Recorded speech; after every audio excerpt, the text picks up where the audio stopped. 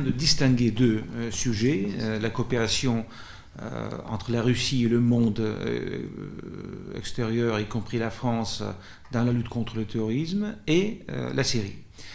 En ce qui concerne la coopération russo-française, elle existe entre des autorités compétentes, et cette coopération ne s'arrêtait jamais. Les professionnels se parlent tout le temps, et c'est un travail qui n'est pas visible, mais qui ne s'arrête pas.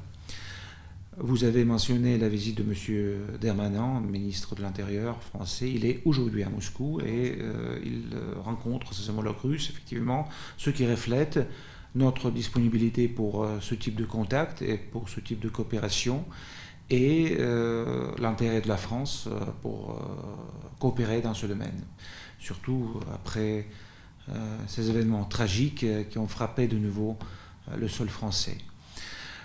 En ce qui concerne, j'ajoute que nous maintenons cette coopération antiterroriste avec tous nos partenaires internationaux, y compris avec nos collègues américains.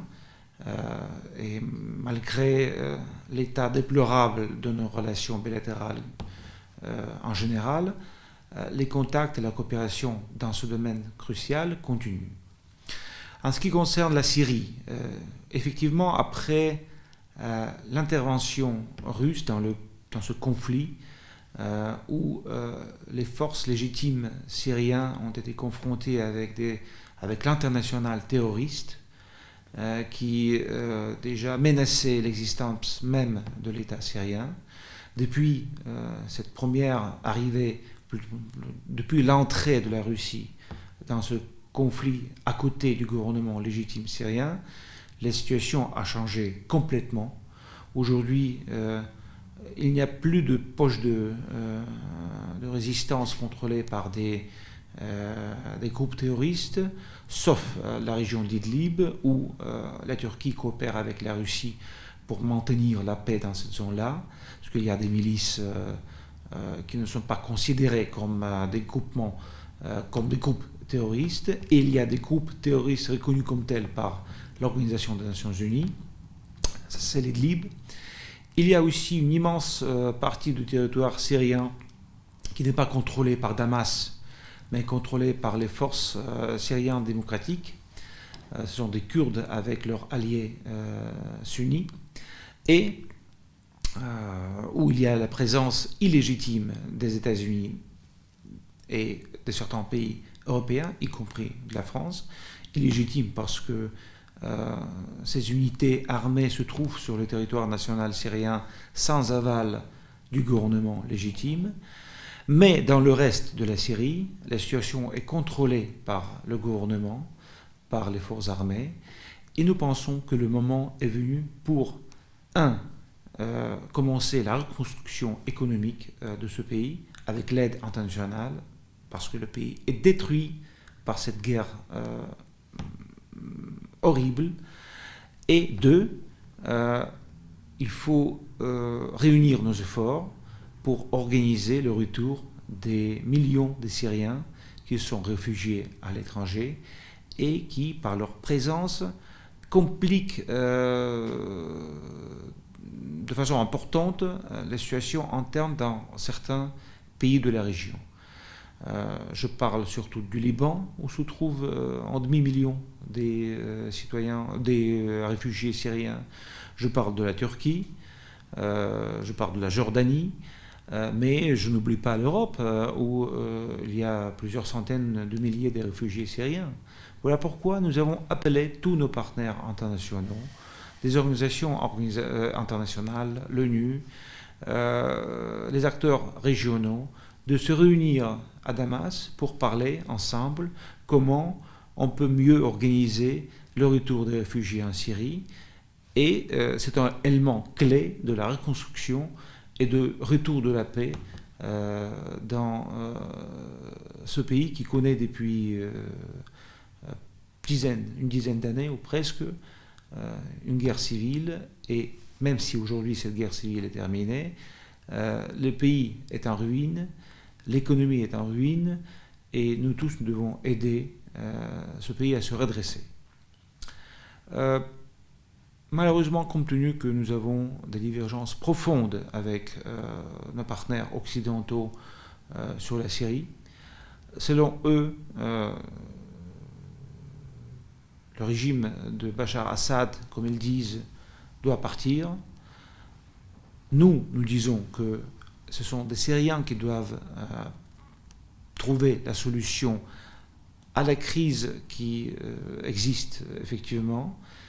Nous maintenons le processus de négociation intersyrien qui se piétine, mais quand même qui se passe à Genève. Oui, il faut avoir beaucoup de patience parce que toute sortie de la guerre civile, si atroce comme on a vu en Syrie, est extrêmement compliquée. Mais il faut aller, il faut avancer et il faut épauler toutes les parties prenantes, toutes les parties qui participent dans ce processus.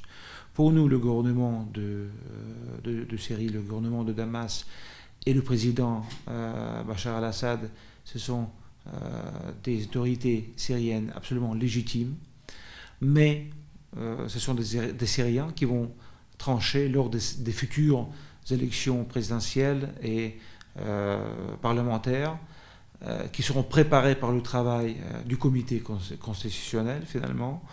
Donc nous sommes persuadés qu'il faut arrêter de vilipender Damas officiel, mais il faut l'aider à surmonter les difficultés après-guerre, après-conflit. Pour l'instant, nos paroles sont... on nous écoute, mais on ne nous entend pas. Et voilà pourquoi les pays occidentaux ne participent pas à cette conférence organisée par la Russie et par la Syrie à Damas. Donc, on continue avec ceux partenaires régionaux qui participent dans les travaux de cette conférence de chercher, de tracer le retour vers le normal en Syrie. On va attendre l'arrivée de nos partenaires occidentaux. On va les attendre, mais en même temps, nous, on va continuer notre travail. La Russie a déjà investi pendant toutes ces années en milliards de dollars en Syrie, du point de vue d'aide économique et humanitaire. On va continuer à financer le programme des Nations Unies en Syrie. On va continuer à aider nos amis syriens, mais on comprend trop bien que seuls, nous ne pouvons pas faire tout. Il faut créer en international des amis de la Syrie pour aider ce pays à sortir de cette situation. Mais selon nos estimations, la position française n'a pas beaucoup évolué, sauf une chose. Avant, disons, je ne peux pas vous donner l'année exacte quand on a constaté une légère évolution de la position française, mais initialement, la position française était extrêmement dure et rigide. Paris exigeait le départ immédiat de Bachar al-Assad avant de même évoquer le reste, avant d'évoquer d'autres démarches à entreprendre. Paris exigeait tout simplement le départ de Bachar al-Assad. Depuis un moment, je pense que depuis 2017-2018, Paris a reconnu que cette exigence est trop, intransigeant. Et Paris a déclaré son accord à la continuation des activités présidentielles de Bachar al-Assad pendant le processus des négociations entre les partis syriens impliqués dans ce processus. Mais toujours pour Paris, le départ de Bachar al-Assad, c'est une condition sine qua non. Voilà. Seule l'urgence a été, mis à côté.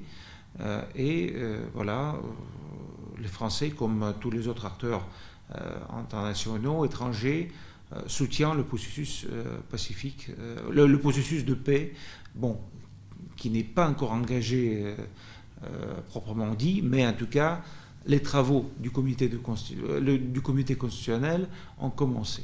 Et évidemment, les Français et d'autres occidentaux, comme la Russie, soutiennent ce processus.